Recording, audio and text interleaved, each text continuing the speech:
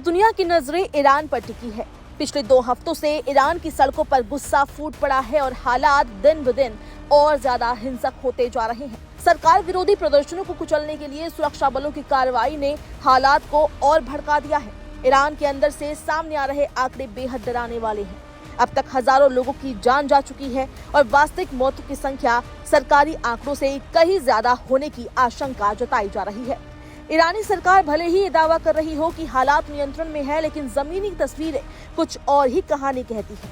America स्थित मानवाधिकार संगठन HRANA के मुताबिक इंटरनेट बंदी और कड़े प्रतिबंधों के बावजूद पिछले 17 दिनों में 2400 से ज्यादा प्रदर्शनकारियों की मौत की पुष्टि हो गई है। इसके अलावा सरकार से जुड़े करीब 150 लोग और कई आम नागरिक भी हिंसा का शिकार हुए हैं, जिनमें बच्चे भी शामिल हैं। वहीं ईरानी अधिकारियों ने अंतर्राष्ट्रीय मीडिया से बातचीत में लगभग 2000 मौतों की बात स्वीकार की है, लेकिन इसका ठीकरा कथित आतंकियों पर फोड़ा गया है। इस बीच अमेरिका का रुख लगातार सख्त होता जा रहा है। राष्ट्रपति डोनाल्ड ट्रंप ने ईरान में जारी प्रदर्शनों का खुला समर्थन करते हुए ऐसा बयान दिया है जिसने पूरी दुनिया में हलचल मचा दी है।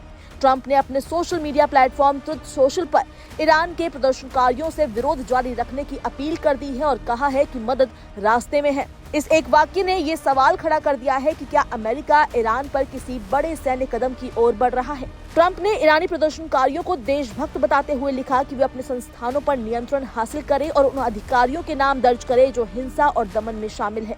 उन्होंने ये भी चेतावनी दी कि इन हत्याओं की बड़ी कीमत चुकानी पड़ेगी। इसके साथ ही ट्रंप ने ईरान से जुड़ी सभी कूटनीतिक बैठकों को रद्द करने का ऐलान कर दिया। हालांकि जब उनसे ये पूछा गया कि मदद से उनका क्या मतलब है, तो उन्होंने साफ जवाब देने से इनकार कर दिया और सिर्फ इतना कहा कि समय आने पर सब पता चल जाएगा।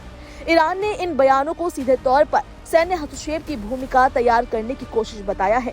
संयुक्त राष्ट्र में ईरान के मिशन ने अमेरिका पर आरोप लगाया कि वो प्रतिबंधों, धमकियों और अराजकता फैलाकर शासन परिवर्तन की साजिश रच रहा है। ईरान का कहना है कि अमेरिका जानबूझकर हालात बिगाड़ रहा है ताकि सैन्य कार्रवाई को सही ठहराया जा सके। इस बीच ईरान में पहली फांसी की खबर ने माहौल को और तनावपूर्ण बना दिया है। 26 साल के इरफान सोल्टानी को प्रदर्शन में शामिल होने के आरोप में गिरफ्तार किया गया था। महज 1 हफ्ते के अंदर मुकदमा चला, फैसला सुनाया गया और फांसी तय कर दी गई। रिपोर्ट्स के मुताबिक उन्हें बुधवार को फांसी दी जानी है। ट्रंप ने इस पर कड़ी प्रतिक्रिया देते हुए चेतावनी दी है कि अगर ईरान ने प्रदर्शनकारियों को फांसी देना शुरू किया तो अमेरिका बेहद सख्त कदम उठाएगा। कई ऐसे संकेत हैं जो बताते हैं कि हालात सिर्फ बयानों तक सीमित नहीं है। अमेरिकी विदेश विभाग ने अपने नागरिकों को तुरंत ईरान छोड़ने की सलाह तक दी है और कहा है कि यदि संभव हो तो जमीन के रास्ते तुर्की और आर्मेनिया जाने पर विचार करें। दूसरी तरफ इजराइल की सुरक्षा कैबिनेट ने भी ईरान को लेकर आपात बैठक बुलाई है, जिसका एकमात्र एजेंडा ईरान था।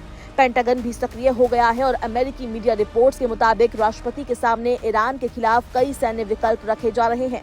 ट्रंप के हालिया बयानों ने रूस को भी सतर्क कर दिया है। रूस ने चेतावनी दी है कि बाहरी हस्तक्षेप मिडिल ईस्ट को एक और बड़े संकट में धकेल सकता है।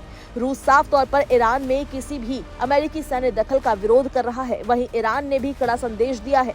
ईरानी रक्षा मंत्री ने कहा है कि अगर हमला हुआ तो जवाब बेहद आक्रामक होगा। उन्होंने चेतावनी दी कि क्षेत्र में मौजूद अमेरिकी सैन्य ठिकाने और सहयोगी देश सीधे ईरान के निशाने पर होंगे। इस बीच निर्वासित क्राउन प्रिंस रजा पहलवी ने ईरानी सेना से अपील की है कि वो जनता के साथ खड़ी हो। उन्होंने कहा कि सेना का कर्तव्य शासन नहीं बल्कि देश और नागरिकों की रक्षा करना है। उनके इस बयान को ईरान की सुरक्षा व्यवस्था में दरार डालने की कोशिश के तौर पर देखा जा रहा है। फिलहाल ईरान की सड़कों पर बहता खून, वॉशिंगटन से आती धमकियां और क्षेत्रीय ताकतों की हलचल ये संकेत दे रही है कि मध्य पूर्व एक बेहद खतरनाक मोड़ पर खड़ा है। अगर हालात काबू से बाहर गए तो ये संकट किसी बड़े युद्ध में बदल सकता है।